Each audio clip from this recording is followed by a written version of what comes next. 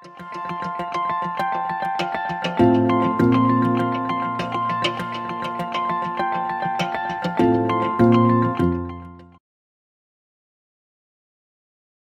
everyone, and thank you for attending this session. So a little bit about myself, as has been said, I'm a nurse at the Montreal Neurological Hospital. My journey in the field of healthcare began in Iran, where I completed my undergraduate studies in nursing and worked in craniofacial surgeries for 2 years. After moving to Canada, I've been practicing mainly in neurosurgery. I embarked on a new chapter in my education at McGill University, where I'm currently pursuing my PhD in the field of pain research.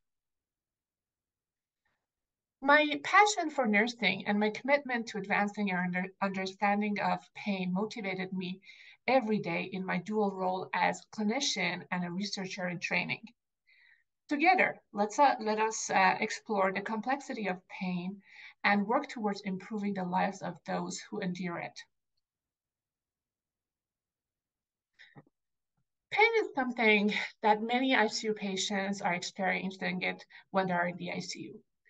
It can happen because of their existing health problems, injuries, surgeries, or even routine ICU care procedures, such as turning them, cleaning their airway with a suction, or taking out their chest tubes. When pain isn't treated properly, it can lead to some serious problems for patients in the ICU. These can include spending more time on a ventilator, staying in the ICU for a longer time, developing chronic pain, and even higher risk of death. I want to share a real life situation as a nurse in the operating room during a brain surgery. During such surgeries, we use cranial pins to secure the head, and these pins can cause intense pain. While the neurosurgeon was placing these pins on the skull of a patient who was under general anesthesia, so he wasn't able to communicate, he showed facial expression that indicated pain. Indeed, patient might be experiencing pain despite being asleep. I felt the importance to inform the anesthesia team about this. To my surprise, I was met with resistance by the anesthesiologist. His immediate response was, "This is just nociception." This experience made it clear that we have different ideas about what pain and nociception mean in practice. So what is the practical difference between pain and nociception? Pain is a complex and personal experience. It's not just about feeling something unpleasant when you're hurt. It also involves emotions, thoughts, behaviors, and even your body's physiological response. So let's think of it this way. Sensory dimension is how you describe the pain and how you tell others about your pain, such as saying that my pain is 8 out of 10. Emotional dimension is about the feelings that pain brings, such as distress, anxiety. The cognitive dimension is what pain means to you personally. It can be fear of something serious or just a temporary discomfort. The behavioral dimension is how you react when you're in pain. It can be wincing, holding the painful area, or trying to distract yourself. Physiological dimension is what's happening inside your body when you're in pain. It includes the neural processing of pain, known as nociception, and a stress response. So pain is more than just a physical sensation. It's a whole experience that involves your thoughts, emotions, actions, and even your body's reactions. In fact, pain experience requires consciousness. So in the absence of consciousness, the experience is considered as nociception. The reference standard to measure pain is the self-report. This is when patients report their pain on a scale of 0 to 10, for example. In ICUs, when patient cannot tell us about their pain, clinical practice guidelines recommend using different ways to figure out if they're in pain, such as watching for certain behaviors using specific tools. However, sometimes these behaviors can be hidden because of sedation, using certain medications such as muscle relaxants, or certain medical conditions such as nerve damages. In such cases, we might have we have difficulty finding a way to know if someone is in pain. So we turn into physiological signs such as vital signs like heart rate or blood pressure, or measuring things like sweating, which can be done using new technologies.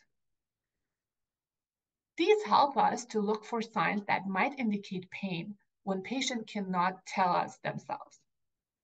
In the intensive care units and operating rooms where patients are non-communicative, we keep a close eye on vital signs like heart rate and blood pressure using continuous bedside monitoring. These numbers are important to doctors and nurses when they're trying to figure out if a patient is in pain. Here's why.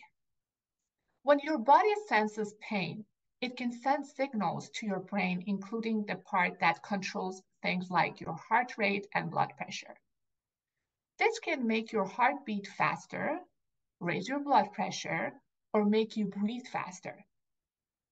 So these signs can give us clues about whether you might be in pain, even if you can't tell us directly.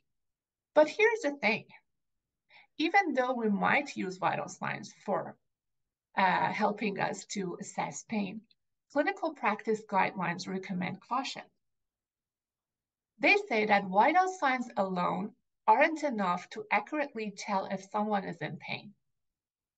Now, you might wonder, why is that? We'll look at scientific studies to answer this question, and here's what we found. We compared vital signs to what we consider as the most reliable way to measure pain, such as self-reporting of pain in conscious patients. We didn't see a strong connection between the fluctuation of vital signs and self-reported pain. This is the main reason why we say that vital signs may not be the best way to tell if someone is in pain. However, it's worth mentioning that some vital signs do go up significantly when people experience painful procedures compared to when they're at rest or not in pain. This suggests that we can use these changes to tell us when someone might be feeling pain. But here's the catch. These changes aren't always big enough to matter in the real world. Experts in the ICU think that an increase more than 20% is what really counts as a sign of pain. Meaning, like, let's say if the heartbeat increased more than 20% of the baseline, then it might be the sign of pain if other conditions are not there. So smaller changes might not actually mean much. What about sweating? When people are in pain, they can start sweating. Studies have found that electrical activities of skin, called skin conductance, goes up when patients in the ICU experience painful procedures. So you might wonder, why not using skin conductance if it seems to have some validity as a way to tell if someone is in pain? Using vital signs or skin conductance on their own has another drawback. They're not just affected by pain. Research has shown that other things like medical conditions, such as shock, irregular heart rhythms, and even certain medications such as beta blockers can cause changes in vital signs. When it comes to measuring sweating through skin conductance, it's not always a clear signal of pain either. Sometimes it can be linked to emotional factors such as feeling agitated. And agitation is also a common condition among ICU patients. So to sum it up, when we look at these measurements by themselves alone, there aren't a reliable way to pinpoint pain because they can be influenced by other factors. We're exploring a novel way to check for pain by looking at multiple physiological signals all at once. There's a new technology called the Null Index, which is an AI-based technology designed for patients who are under anesthesia. It doesn't just rely on one physiological sign. It combines various signs, including vital signs and skin conductance, to figure out if someone might be in pain. And here's the exciting part. When we use this combination of parameters, it seems to work better than just looking at individual signs when we're trying to tell if someone is in pain. So how does the Null work? The Null device has a small, non-invasive finger probe that can be put on any fingers of a patient. It looks at your heart rate, how your heart rate varies, the strength of your pulse, which tells us about your blood pressure, and your skin electrical activities, which tells us about your skin conductance. All of these signals are measured all together at once, and it gives us a score that is called Null Index. This score can range from 0 to 100. How does the Null tell if someone is in pain? If the Null Index is higher than 25, it suggests that the person might be experiencing nociception, which is the physiological dimension of pain. When we create tools or technologies to measure health-related factors such as pain, we need to make sure that these technologies actually do what they're supposed to. This process is called validation. In our research, we want to check if the Null Index can accurately measure pain in ICU patients who are on ventilators and cannot tell us about their pain. So we decided to test the Null for ICU pain assessment for the first time. We looked at 54 patients in the ICU who had just had heart surgery. We monitored their pain using the Null device during two common procedures in the ICU. One was removing the chest tube, which is a painful procedure, and a non-painful procedure was measuring the blood pressure using the cuff inflation. What we found was that the null reading were higher during chest tube removal, indicating more pain compared to when we just checked the blood pressure. And here's something interesting. The Null score matched up pretty well with what the patient told us about their pain on a scale of 0 to 10, because these patients were awake. In another study, with 15 conscious patients in the ICU who were mechanically ventilated, we did something similar. We used the Null device during two procedures. One was endotracheal suctioning, which is the suction inside the endotracheal tube, and it's painful. And also the non-painful procedure was, again, the blood pressure taking using the cuff inflation. Again, the Null readings were higher during the suctioning, and they line up with how much pain the patient said that they had. And we also compared that to the behavioral score that we measured with the CPOT, and it matched up with both. Therefore, we moved to a full validity testing of the Null Index as a physiologic ICU pain assessment tool. As part of a larger research project funded by CIHR in Dr. Gelinas' lab, who is my PhD supervisor, my doctoral study is about testing the validity of the Null Index to tell if someone is in the ICU are in pain when they're on a ventilator and they're at a different level of consciousness. Here's what I'm specifically looking at.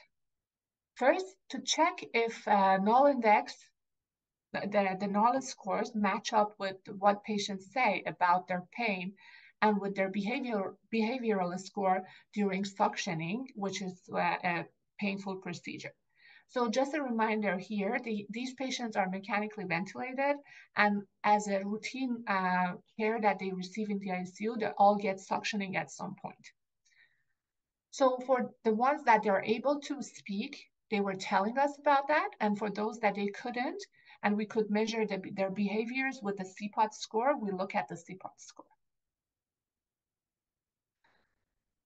We explored the null scores in regard to what patients report about how distressing the procedures are.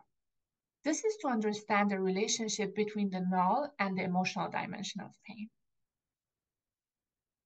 Another objective is seeing if the null can tell the difference between a painful procedure, which is suctioning, and a non-painful procedure, which is the blood pressure using the cuff inflation. We also wanted to know if the null gives consistent readings when it's used before and after a painful procedure, so we can check for the reliability of the device.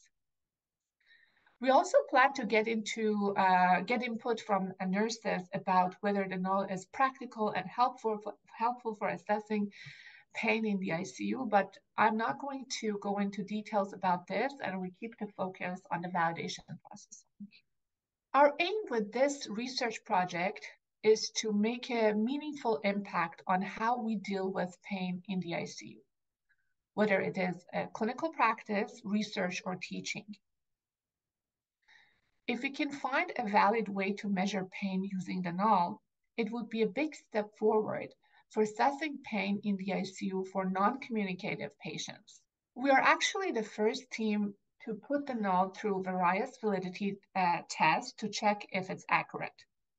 Plus, we're going to see if it is lining up well with how people feel emotionally about their pain.